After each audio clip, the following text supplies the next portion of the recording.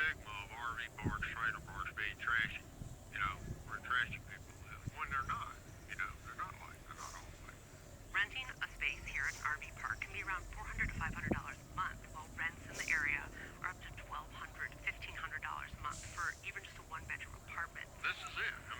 For people who are on a fixed income, for people who have hourly jobs, or just making the median area income, that's become unaffordable, causing some people to have to turn to RVs. It's like, what's important? What do you want to be spending your time on at work and paying bills? And so far, I have been happy for the changes. I've been, there's times when it's like I miss my horses and I miss my house and the garden and all the stuff I had to get rid of. I hardly miss any of the stuff, honestly. I had like an 1,800 square foot house, 4 bedrooms. I don't come on this account much, but I'm a little over 3 months into owning my own home now. So I'm just going to give a review. So I live in a trailer and mobile home park. And you know what? I honestly think they get a lot of hate because, at the end of the day, it's all I can afford as a single young person. And you know what? I have a roof over my head. I'm warm in bed at night. That's all that matters. Like, here's just a small glimpse of my living room. And, like, I own this whole 3-bed, 2-bath house all on my own. And between my lot rent and my mortgage, it is still less than if I were to get a 700 square foot apartment in my city. And I own this whole thing. My name's on this whole house. It's crazy. 3-bed, 2-bath. It's just me living here. Like, I don't know. And there's nothing wrong with it. It's cozy here. It's a quiet neighborhood. I don't know. I just think trailers get a lot of hate. And I personally like it, so that's all that matters. Here's a little update on the compound.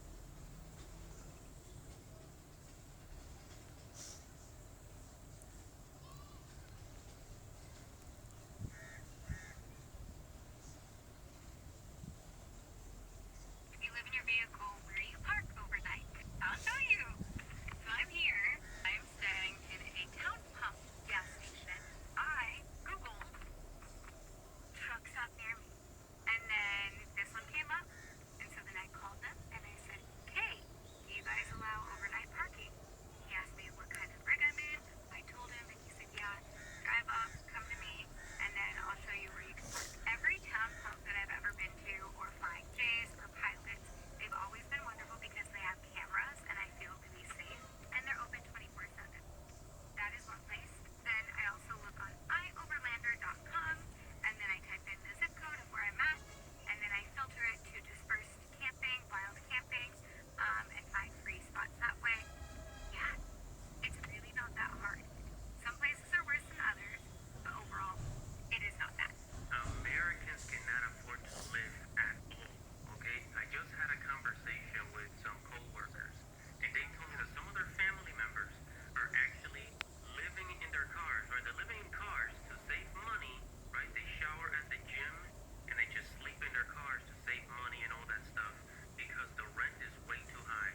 It's like nobody can afford to live. The only people that can afford to live, that can afford food and rent, comfortably is you gotta be making like near $1 million, at least half a million. Because even people that are six-figure earners, depending on where you live, they are struggling like crazy. Okay. So what happened to the American dream? How many people can afford the American dream? That is the question that a lot of people are asking right now. Why? Because the inflation is very high while the wages are still expensive. Once upon a time in America, going in an RV, living in an RV used to be a trend where you want to explore, you want to see the country, you want to just experience a simple lifestyle. But currently, you're being told people are living in the RV as a necessity, as a way to cut down on their expenses. Why? Because bills are very expensive, rent are very expensive, owning a house is very expensive, while the income that you are getting from your day-to-day 9 to 5 job is still stagnant. So let's watch this video, let's talk about it later. I need some pro tips for tonight. Sleeping in my car last night was freaking miserable.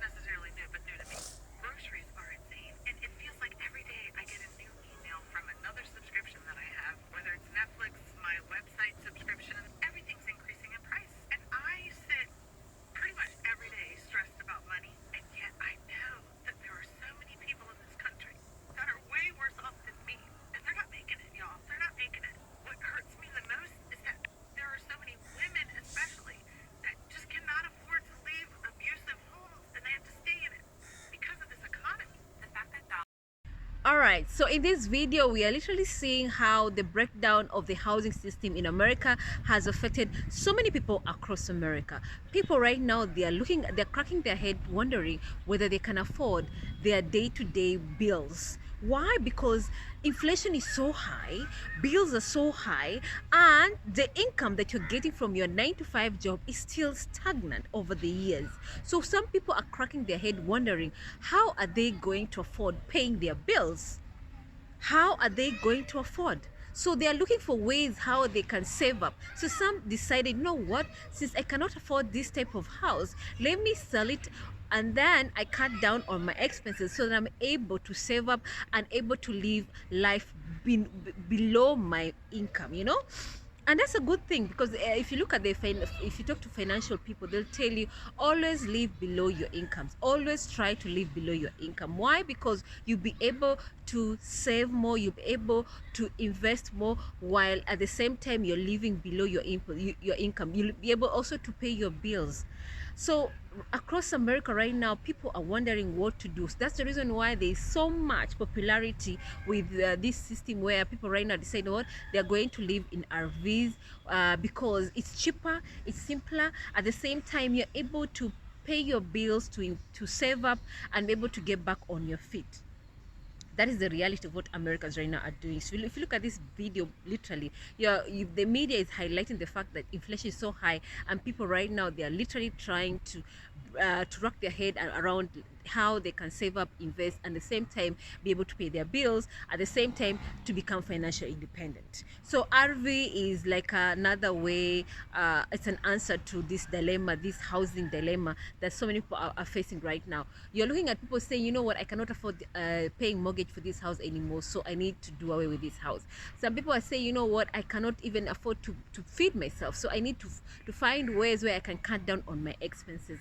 And one of the facts that is very, very expensive, it's the rent, it's the mortgage fees that people are paying right now, because rent across America, owning a house across America, it's very, very expensive. It's one of the biggest bills that most Americans family are paying.